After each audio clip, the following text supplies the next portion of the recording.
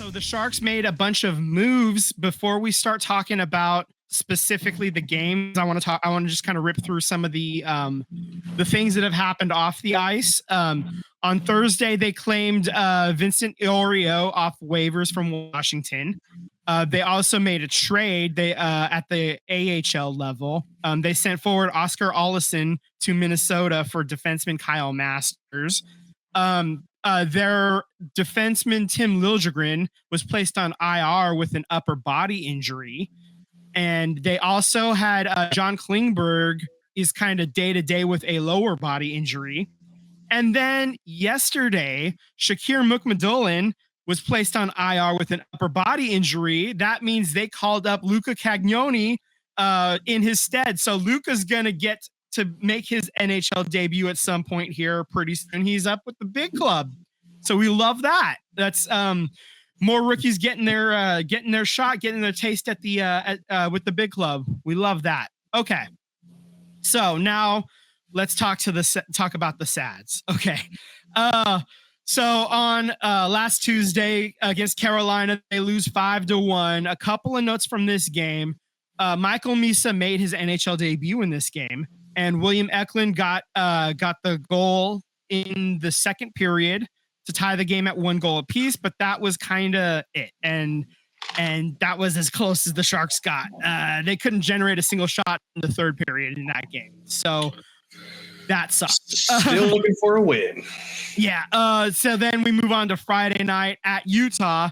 They lose 6-3. Nick Schmaltz for Utah had a hattie. The goals in that game for the Sharks were scored by Toffoli, Skinner, and Celebrini got his first goal of the year that game. So that was good.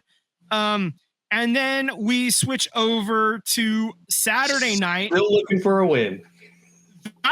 This game was close. They just ran in. Jari was like really, really hot. Like that was a really hot goaltender that night.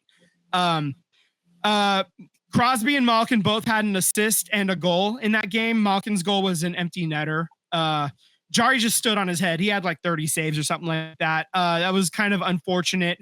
The Sharks are currently 0 wins, 3 losses, and 2 overtime losses for 2 points. They're 7th in the Pacific, 15th in the West, and 31st in the NHL. None of us have a win for win of the week. I'm going first since my birthday is this week for this week. Okay, that's fair. That's fair. Okay, so the upcoming schedule, all 4 games are on the road, and 3 of them are in the greater New York metropolitan area. They're at the Islanders on Tuesday. They're at the Rangers on Thursday, and they're at the Devils on Friday, and then they're at Minnesota on Sunday. So which game would you like? Oh boy, oh boy, oh boy. I'm taking the Islanders. You're taking the Islanders? Okay, Sam, what about you? A battle of first and second against each other in the draft. I guess I'll go with the Islanders because they got a bunch of young people on their team too, so they could soil themselves. So you're both taking the Islanders then? Okay. Yeah, so yeah. I guess, you know what? I'm going to put myself on an island then. But which island do I put myself on? Well, it ain't the New Jersey Devils. Yeah, the Devils are currently second in their division. I guess that means I could go Rangers, I guess. Why not go Minnesota? You know what? Minnesota, that's going to be kind of a tougher one. They're you know what? They're off to a little bit of a slower start. They're off to a little bit of a slow start. Yeah. They've lost 3 in a row at this point. I'm looking at it right now. You know what? No, you know what? I got a feeling I'm going with the Rangers.